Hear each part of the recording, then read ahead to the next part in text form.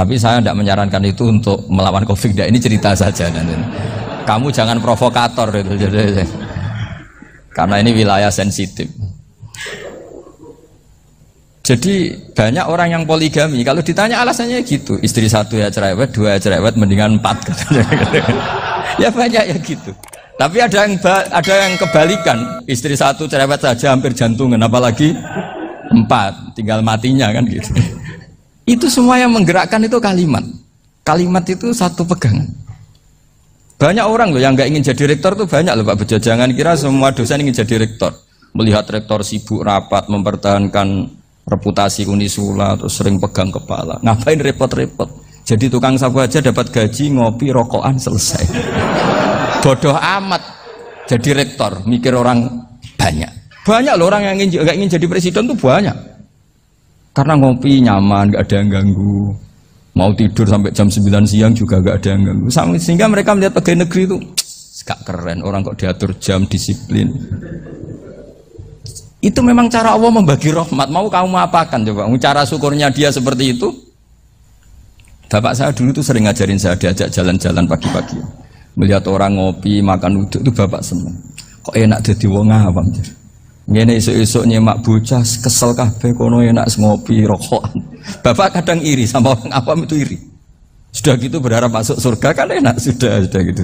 Tahu-tahu mati, tidak tahu ke surga apa ke neraka ya tidak tahu.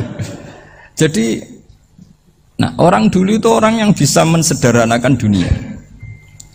Sehingga ya sudah cara bahagia. Makanya saya alhamdulillah saya ini kerjasama sama UII sama beberapa kampus. Memang amdan itu sengaja. Kampus itu ya punya sistem yang nggak bisa mewakili sistem kiai. Kiai juga punya sistem yang nggak terwakili oleh kampus, juga sebaliknya saling melengkapi. Saya sering ketemu rektor UII, rektor kampus-kampus Islam.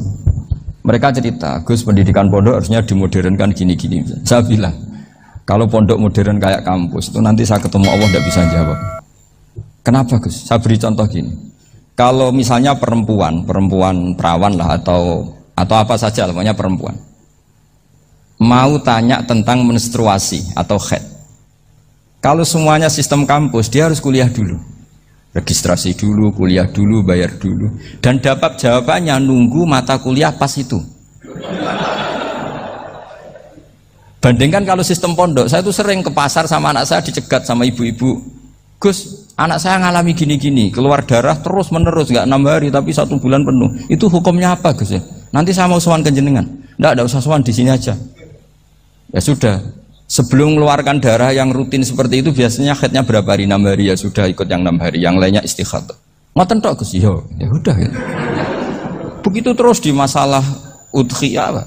Ya coba kalau semuanya pakai sistem kampus, daftar dulu, bayar dulu. Jadi ini nggak ada jawabannya, nunggu mata kuliah itu baru dapat jawaban. Itu biasa nggak sholat bertahun-tahun karena belum ada jawaban tentang itu. Nah itu kalau misalnya orang mati, tahunya cara apa memulasara jenazah itu nunggu kuliah dulu, pas mata pelajaran itu dulu, baru menangani orang mati. Berarti orang mati itu tergeledak semua. Tapi kalau kiai kan enggak. Kesini orang mati terbakar, kalau dimandiin malah badannya copot-copot, itu gimana hukumnya? Ini ada orang mati Gus Kendat, ini disolati apa enggak? Ada orang mati apa itu oplosan ya kan? Itu disolati enggak? So sering ditanya gitu. Enggak usah registrasi Pak Rektor, enggak usah registrasi, enggak usah daftar, enggak usah seminar. Makanya kalau orang kampus wani kiai itu ya kualat tenang gitu, karena ini yang on time. Tapi pondok seperti saya ya ikrar seikrar-ikrarnya. Pentingnya kampus karena melatih efisiensi waktu, disiplin, tata kelola manajemen, sehingga kita ya hormat. Tapi tadi kita harus saling melengkapi, sehingga saya tunjukkan ke publik bahwa saya hormat sekali sama polisi, sama tentara. Coba kita bisa apa ngadepi bandar narkoba kalau enggak polisi? Bisa apa coba menjaga NKRI kalau enggak tentara? Begitu juga ya sudahlah, kita memang fa inna yadallahi ma'al jamaah, kita berkah itu kalau bersama-sama, tidak bisa kita sendiri. Nah lalu orang kayak saya itu ya beberapa kali sebetulnya saya itu ditawanin jadi dokter honoris causa apa. Kekhawatiran saya satu Pak Bejo, takut pas nggak punya uang itu dokter gak di duit kan gak pantas gitu. Jadi repot gitu, daripada beban lah sudah lah, nggak usah dokter. Jadi kalau nggak punya uang ya pantes, terus kalau ngebis ya pantes. Suatu saat kalau mati nggak ada yang hadir ya pantes, nggak dokter gitu. Kalau sudah dokter kok masuk neraka, dokter kok masuk neraka, kayaknya apalagi rektor kampus Islam kok masuk neraka itu kan kok kayak agak pas itu. Misalnya rektor Unisiola ditanya mungkar nakir, nggak bisa kan kayak gimana gitu. Makanya harus sering ngaji saya supaya nggak malu di depan mungkar nakir. Masa rektor ditanya mungkar nakir nggak bisa. Harus berani bentak. Ini saya rektor loh Pak mungkar nakir. Masa kalau wali-wali dulu berani. Masyhur di cerita wali-wali ditanya marabbuka manabuka. Saya ini guru tauhid. Kok kamu tanya marabbuka manabuka yang ngotok? Kamu tidak pernah ngaji enak aja tanya. Jadi wali-wali itu ya rileks ngadepi mungkin. Saya yakin rileks wali di Bang Pak Rektor. Saya yakin itu. Karena wali itu lebih dekat Allah. Sehingga orang dulu itu saya ulang lagi ya, ada satu kearifan namanya hidup itu apa? Hidup itu adalah cari sebanyak mungkin supaya hidup itu tidak tergantung pada banyak hal. Sehingga misalnya cara berpikir orang-orang modern itu sebenarnya banyak orang-orang ilmuwan yang nggak ngagumi Amerika. Bukan karena angkuh ndak. Untuk mempertahankan kebesaran negara sebesar itu, kebutuhan listriknya besar, kebutuhan tentaranya besar, kebutuhan apa?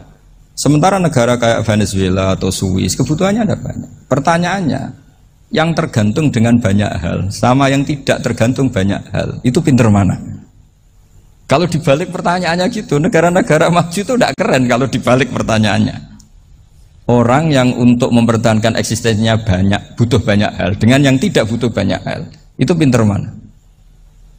Orang yang bahagianya nunggu jadi dokter, nunggu jadi kiai besar, kiai viral, dengan orang yang bahagia cukup dengan ngopi, itu pinter mana? Tapi kalau dibalik pertanyaannya, orang yang tahunya nikmat hanya kopi dengan nikmat yang banyak, pinter mana? Makanya Mbah Mun tuh kalau guyon itu lucu. Aku ikut saake ambek wong desa sing mlebu swarga. Saya dulu eskal mlebu swarga kok disakeni. Akhirnya beliau memberi penjelasan. Wong desa iku roe pakanan enak, iku mau kopi mbek uduk. Lah swarga iku mau nuruti sing dikarepno. Akhirnya semua mangan ngopi, nguduk, ngopi, ora roh pakanan liyane ku ora roh. Nasi mandi ya ora roh, pizza ya ora roh apa-apa. Terus saya bilang, wah lah niku nak nganti selera tentang wanita cantik. Iku juga sederhana.